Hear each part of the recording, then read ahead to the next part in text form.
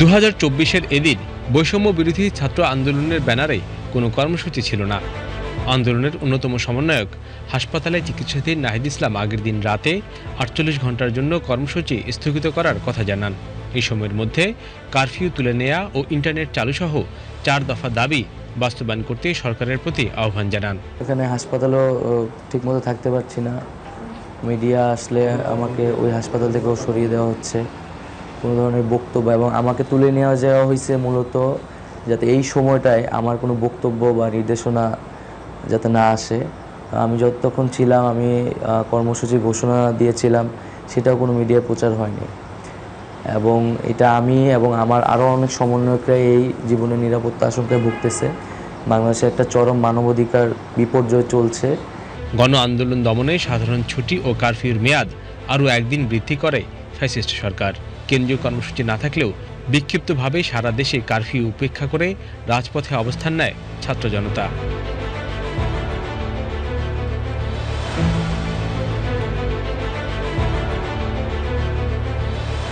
তো 22শে জুলাই আমি যখন সকালে বের হইলাম বাসা থেকে, আমাকে অক্সিজেন মোড়ে পুলিশ আটকালো। আমি মোটরসাইকেল নিয়ে যাচ্ছিলাম, যে কই যাচ্ছেন? তো আমি বললাম আমি মেডিকেলে যাচ্ছি। কেন মেডিকেলে যাচ্ছেন কেন? ব্লাড দিতে যাচ্ছি। কাকে ব্লাড দিচ্ছেন? মিথ্যা কথা বলতেছেন কেন?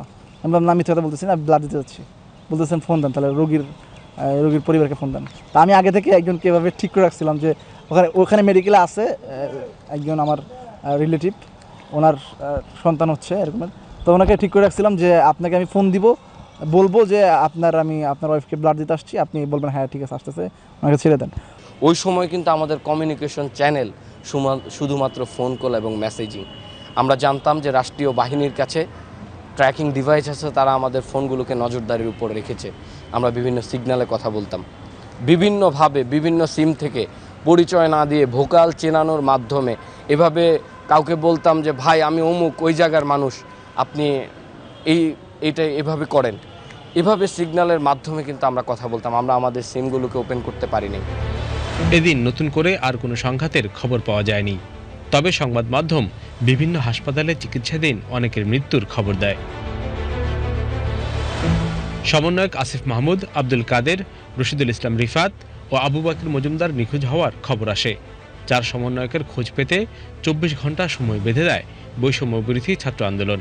এই সময়ের মধ্যে তাদের সন্ধান না পেলে অফিস ও বাসাবাড়ির সামনে কালো কাপড় বেঁধে মৌন প্রতিবাদ কর্মসূচি পালনের আহ্বান জানানো হয়। এদিন গণমাধ্যমে ব্রিফ করেন আব্দুল হান্নান মাসুদ।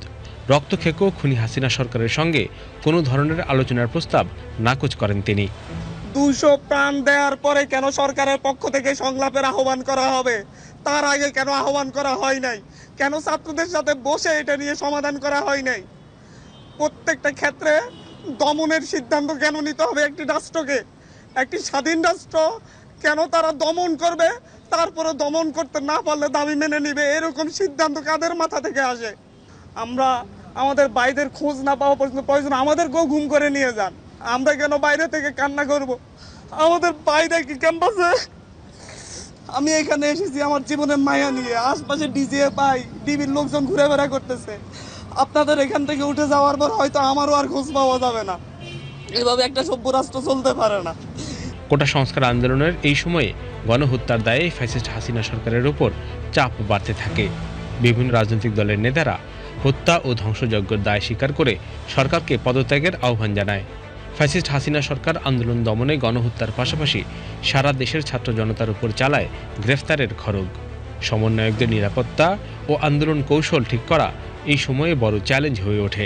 এইভাবে 19শে জুলাই থেকে 2 আগস্ট পর্যন্ত যখন প্রথমসারি সমন্বয়করা কেউ ছিল না, ডিসকানেক্টেড ছিল, পুরো আন্দোলনকে কোঅর্ডিনেট করা, আপামর ছাত্র জনতাকে সাথে নিয়ে আন্দোলন সমন্বয় করা, প্রতিদিনের কর্মসূচি প্রণয়ন করা, সমন্বয়কদেরকে সেফ রুমে রাখার ব্যবস্থা করা, প্রতিদিনের ডকুমেন্টেশন করা, সামগ্রিক কাজগুলো আমরা এবং আমাদের নেতৃত্বে আমরা টিম সমন্বয় করেছিলাম।